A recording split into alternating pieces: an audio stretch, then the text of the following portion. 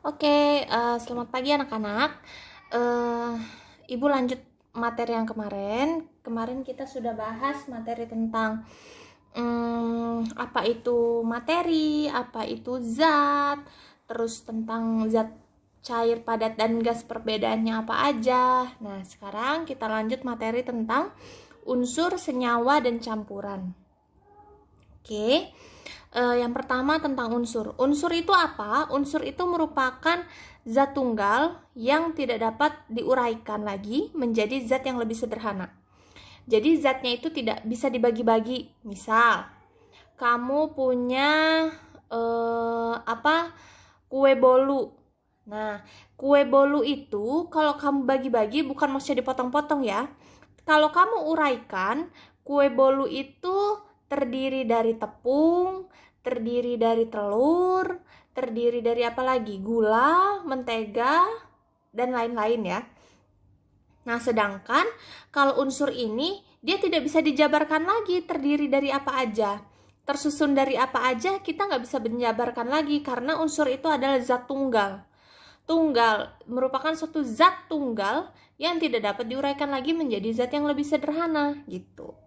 Nah, contoh unsur oksigen, lambangnya O2, aluminium, lambangnya Al, besi, lambang unsurnya Fe, karbon, lambang unsurnya C, kalsium, lambang unsurnya Ca, dan lain-lain. Agar kalian lebih tahu unsur itu, kan kemarin yang pengayaan sudah Ibu suruh kalian buat tabel periodik unsur. Nah, unsur itu ada di sini semuanya. B itu untuk boron, C itu untuk karbon, N itu untuk nitrogen, O itu untuk oksigen, F ini fluor, terus apa lagi ya, dan masih banyak lagi gitu ya. Nah, dan masih ada yang ini, Fe itu untuk besi, Co itu untuk kobalt, Ni itu untuk nikel. Oke? Nah, jadi semua unsur yang ada dalam tabel ini itu adalah unsur di mana unsur itu adalah zat yang tidak dapat diuraikan atau dipisah-pisahkan lagi. Misalnya besi. Besi ini kamu nggak bisa menguraikan lagi. Emang coba kalau kamu bayangin atau kamu pikirkan, besi itu memang tersusun dari apa? Nggak tahu kan? Karena memang besi itu adalah zat tunggal yang kita nggak bisa lagi mecah-mecahin dia jadi beberapa zat gitu, nggak bisa. Oke, paham ya? Itu untuk unsur. Yang selanjutnya, untuk senyawa. Nah, senyawa itu satu tingkat di atas unsur. Nah, senyawa ini apa? Senyawa itu adalah suatu zat yang dapat diuraikan menjadi dua unsur atau lebih dengan proses kimia. Jadi kalau unsur kan dia tidak bisa diuraikan. Kalau senyawa dia bisa diuraikan karena senyawa itu adalah kumpulan dari beberapa unsur. Gitu. Jadi dia bisa diuraikan jadi menjadi beberapa unsur atau lebih. Bisa 2, bisa 3, bisa 4 dan seterusnya. Nah, contoh. Nah, di sini ada senyawa CO2. CO2 itu apa? Karbon dioksida. Karbon dioksida ini adalah gas yang selalu kita buang saat kita bernafas. Kita menghirup itu adalah oksigen.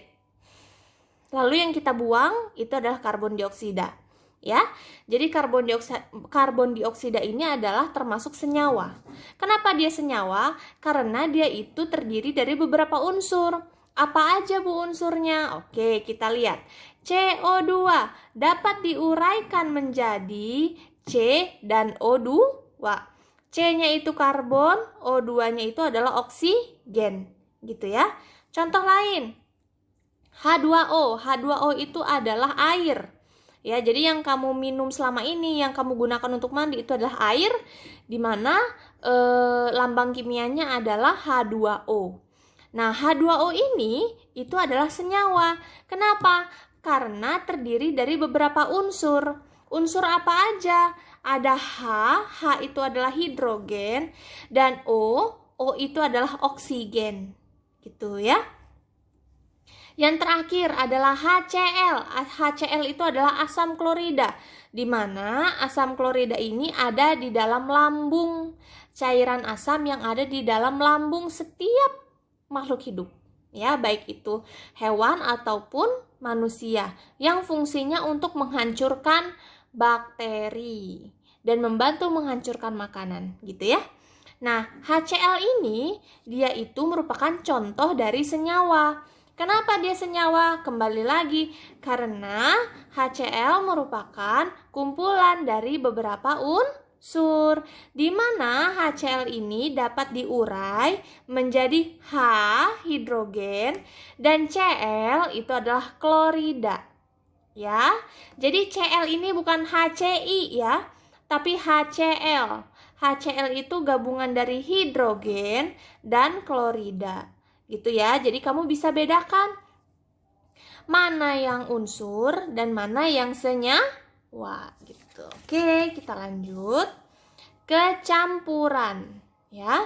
Nah, campuran itu adalah suatu materi yang terdiri atas dua zat atau lebih yang masih mempunyai sifat zat aslinya. Contoh, susu coklat. Nah, susu coklat itu merupakan campuran.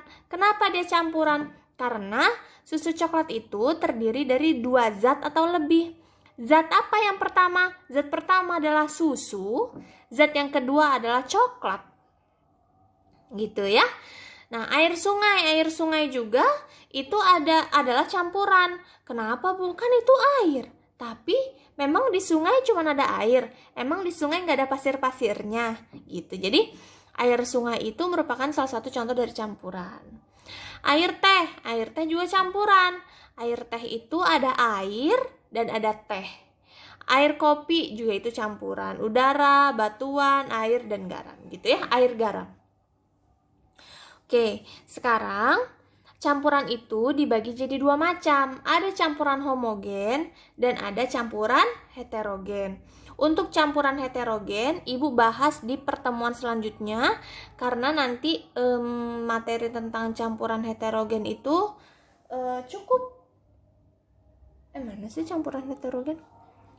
Campuran heterogen itu materinya cukup lumayan, jadi nanti akan kita bahas. Oke. Nah, sekarang campuran itu dibagi jadi dua macam. Yang pertama yang Ibu bahas kali ini adalah campuran homogen. Campuran homogen adalah campuran yang tidak dapat dibedakan antara zat pelarut dan zat terlarut. Nah, Ibu bacain dulu ya catatannya ini. Terus, larutan itu tersusun atas zat pelarut dan zat terlarut. Contoh, kamu bingung kan zat pelarut itu apa, zat terlarut itu apa? Ibu kasih contoh.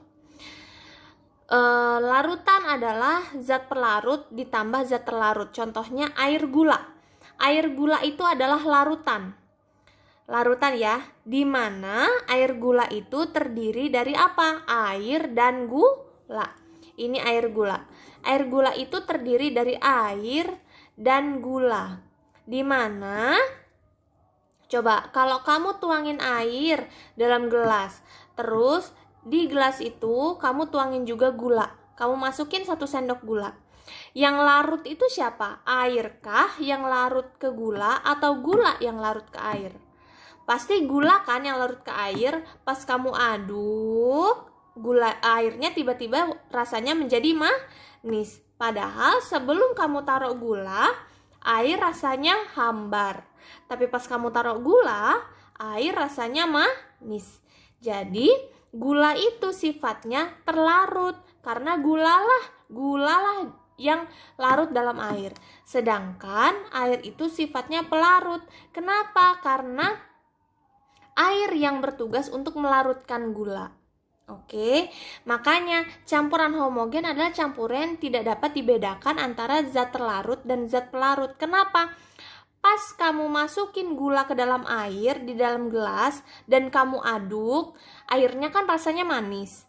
Habis itu tiba-tiba, ternyata pas kamu cobain rasa airnya itu terlalu manis. Pengen kamu kurangin manisnya. Caranya gimana? Ada 2 cara kan? Yang pertama caranya adalah kamu tambahin airnya. Yang kedua adalah kamu kurangi gulanya. Yang mungkin yang mana? Pasti cara yang pertama. Yang mana? Yang kamu tambahin airnya. Bisa nggak kamu udah taruh gula, kamu aduk di dalam gelas, ternyata kemanisan.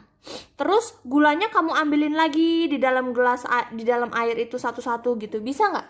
Nggak mungkin. Kenapa? Karena gulanya sudah larut dalam air. Sehingga kalau kamu mau manisnya berkurang, ya pasti airnya kamu bukan gulanya yang kamu ambil. Karena itu nggak mungkin, karena itu tidak bisa dipisahkan. Nah, itu namanya campuran homogen. Satu campuran yang nggak bisa kamu pisahkan antara zat pelarut dan zat terlarut, itu namanya campuran homogen. Gitu ya. Nah, contoh lain. Di sini ada penjelasannya. Air gula termasuk campuran homogen karena ketika gula masuk ke dalam air dan gula tersebut larut, maka air dengan gula tersebut tidak dapat dipisahkan. Kayak gitu tadi ya, misalnya kamu bikin air gula, ternyata kemanisan. Yang kamu lakukan untuk agar rasa manisnya itu berkurang, pasti kamu tambahin air, bukan kamu kurangi gulanya. Karena kalau kamu ambil lagi gulanya dari dalam gelas yang ada airnya, itu nggak mungkin. Apalagi kalau air gulanya itu sudah kamu aduk dan gulanya sudah larut, itu nggak bisa dipisahin. Oke? Contoh lain, air kopi. Air kopi itu adalah air pelarutnya, kopi yang terlarutnya. Pokoknya kalau ada kata-kata air itu pasti pelarut, ya. Air garam, air pelarutnya, garam terlarutnya. Air sirup juga sama, walaupun dua-duanya cair nih. Ya sama, air sirup juga air pelarutnya, sirup yang terlarutnya. Gitu ya. Oke, sampai sini materinya. Kalau ada yang belum kalian pahami, silakan kalian tanyakan ke ibu. Kurang lebihnya ibu mohon maaf. Terima kasih, selamat pagi.